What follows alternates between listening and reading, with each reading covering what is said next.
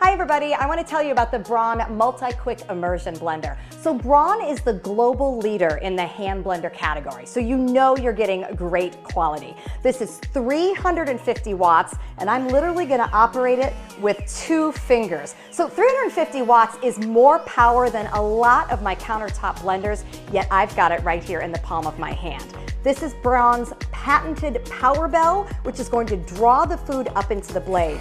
So when I go into something like a fruit smoothie, I've actually got frozen strawberries here on the bottom. No match for 350 watts of power. This is just on low. Once I get all the ingredients going, I'm gonna turn it up to high. Now, even on a high speed here with all this power, not dealing with any splashing. That's Braun's splash control technology. In fact, you could even see a little bit of a vortex forming as all the liquid gets pulled up into the power bell. And this is also really great if I was going to do something like make a hot soup on the stove where I wouldn't be able to transfer the liquid to a countertop blender. Now I can go right in with the immersion blender. Easy click attachments allow me to detach the blending wand. And let's take a look at how we did with our smoothie. Okay, that looks absolutely smooth as silk. That just took a few pulses with my 350 watt motor. By the way, you're getting this blending cup as well, which makes everything nice and easy.